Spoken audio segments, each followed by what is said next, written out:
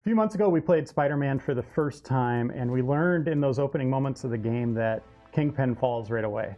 Like, Peter Parker and Wilson Fisk have been thrown down for 5 years, roughly, since Peter Parker became Spider-Man. And this is his big moment, his big victory, where he finally takes down Kingpin and thinks that things are going to be better in the city. The weird thing about this visit is that we learned about this moment, but they didn't show it to us. We didn't see what happened. We just saw Fisk, in his tower being triumphant, and then we saw him behind bars, basically, in a police car. Yeah, and he looked disheveled. He looked as though he had been beaten up by a person with spider powers. But that's all we saw. But you went back to Insomniac recently, and you actually got to participate in that boss fight, right? Yeah, I played 4 hours of the game, and true to their word, this is like the first big thing you do in the game is take down Wilson Fisk. And the battle, like most God of War games, where that first boss fight you have is huge in scale and just like two titans throwing down. Yeah. That's exactly what happens here. I don't want to detail exactly what happens in the fight, but Fisk is basically a raging bull. It doesn't matter what he hits, he will go through it. Yeah. That includes walls, ceilings, floors. I mean, this is a multi-story fight that unfolds. And a lot of times you're just along for the ride, and it's kind of being dictated where Fisk is taking you. Yeah, I mean, he's throwing you around a lot. Like, he keeps up with Spider-Man. Like, he seems to have comparable strength. He even tries to secure himself in this room, and Spider-Man just breaks through it, and he just breaks his desk in anger in an attempt to intimidate Spider-Man, I guess. I don't know. Yeah, like all good supervillains, you would assume that they think, one, the cops might show up someday, and two, maybe a superhero.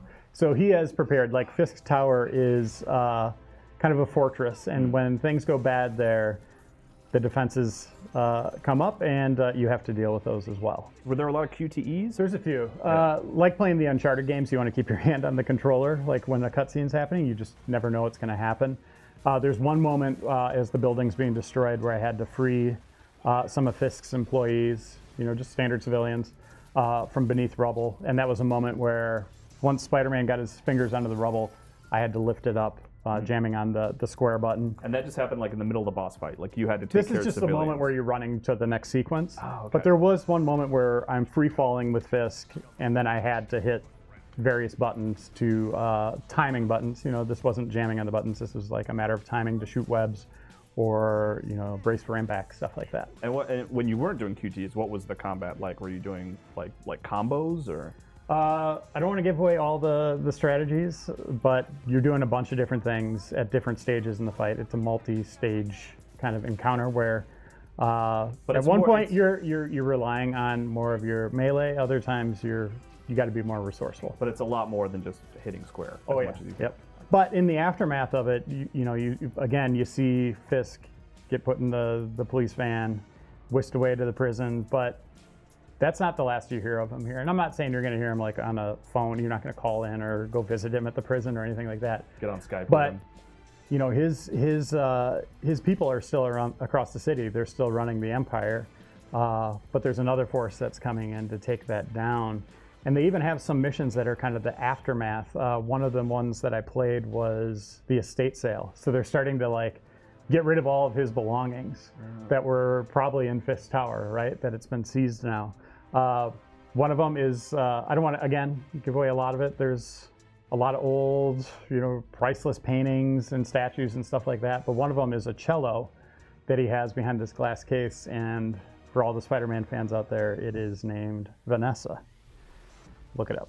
Okay, so it's oh, should I be excited about that? Okay. But I think that's cool that they have kind of this continued legacy. Usually when a boss goes down, that's kind of the end of it, right? You get a trophy or whatever, and then that's the end of that villain. But this one, it seems like it's kind of bleeding along as this new threat is starting to arise. Well, it's exciting because there was an E3 demo where they showed you talking to Kingpin over, communications and stuff like that, and it made me think, oh, Kingpin's going to be the main guy that you're interacting with and fighting with through the course of the game. So for Insomniac to kind of pull the rug out and be like, oh, no, he's in jail. The first fight that you have with him, it almost feels like an end game scenario just to be the starting line for the game. And that's exciting. That's really awesome. And you have to wonder, at E3 this year, we saw that sequence where they introduced the Sinister Six. Yeah.